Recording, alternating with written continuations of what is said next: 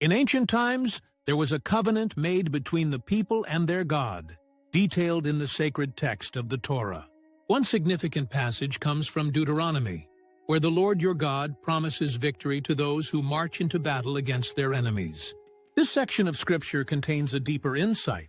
The phrase, "on your enemies," can also mean "over your enemies," emphasizing the importance of holding the higher moral ground in conflicts.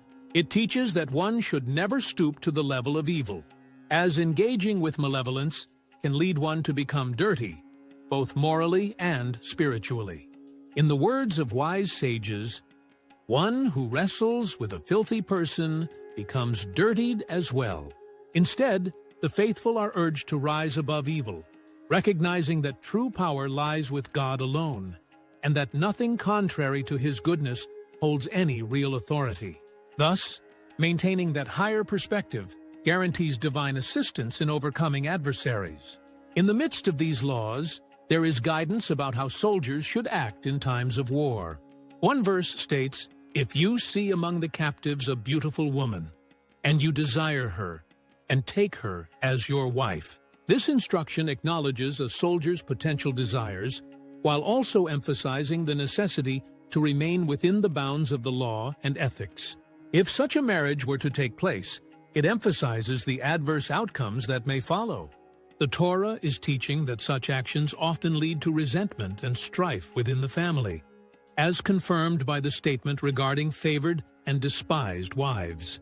The teachings extend further, indicating that sometimes even within captivity, there lies a spark of holiness that needs to be elevated. This perspective is echoed in the writings of Or HaChaim, who explains that such a marriage serves to cleanse her of the spiritual impurities that bind her in the material world, thereby integrating her back into the holy community. There is another layer to this message, as Rabbi Israel Baal Shem Tov teaches that capturing spiritual enemies is just as important as overcoming material foes. He stated that every negative aspect of human nature or the world can be transformed into a positive force when we learn valuable lessons in our service to God. A profound example lies in recognizing the virtues present within those we might consider unsavory. Rabbi Zusha of Anipoli, wise words provide reflection here when he spoke of the admirable traits of a thief, such as his discretion, willingness to take risks, focus, and perseverance. Moving forward, the narrative turns to the depiction of the wayward and rebellious son, addressed in Deuteronomy 21-20. The law concerning such a son is quite striking. He is described as a glutton and a drunkard. The reason behind this severe treatment reflects the deeper understanding of human nature and potential outcomes of one's actions. Through the lens of Talmudic discussions, it's revealed that the Torah considers not only the present deeds, but also the potential future consequences of such behaviors, compelling the community to act preemptively. Both the father and mother are instructed to bring this child to the court, showing the importance of parental collaboration in moments of concern. Rabbi Shimon points out the rarity of such a case ever arising, emphasizing lessons that may come from studying these texts rather than focusing solely on the punishments involved. Turning to the notion of divine justice further, there is a warning against bringing a hanged person's body into one's home. The Talmud explains this is to prevent degradation of both the individual and of God's dignity, drawing a poignant analogy about the image of God embodied in humankind. Throughout these teachings, the emphasis on compassion and ethical treatment, even towards animals like birds, is highlighted.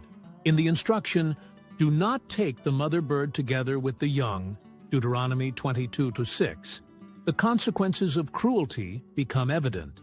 Here, laws transcend simple humane concerns, showcasing divine decrees aimed at refining the character of humanity. We learn, as Maimonides and Nachmanides detail, that such commandments are not merely regulations for living, but pathways towards moral refinement and godliness. The narrative progresses to the idea of sacrificial offerings, where the notion of forgetting a sheaf in the field is presented. Deuteronomy 24:19. This speaks to the deeper spiritual truths that can arise from unintentional acts. We are reminded to remember what Amalek did to you, Deuteronomy 25:17, where the actions of Amalek serve as an enduring reminder of the need to remain vigilant against those who seek to diminish the light of the righteous. The Midrash compares their actions to an evildoer jumping into a boiling tub of water, cooling it off for others. It underscores the damaging effects of evil's influence. As the message wraps around to the laws concerning divorce, we see contrasting opinions from the school of Shammai and the school of Hillel. While one maintains strictness that only immorality may grant grounds for separation, the other presents a more lenient view, suggesting that even trivial matters can justify divorce. Rabbi Akiva expands this with a surprising stance, that even finding a more beautiful wife is enough for dissolution. These discussions reflect both the complexities and nuances of relationships, responsibility, and divine instruction in daily life. In every story, every teaching, and every law discussed, a microbial engagement with divine wisdom emerges. They remind us of our obligations to each other, our responsibilities in this world, and the importance of our connection to the Creator.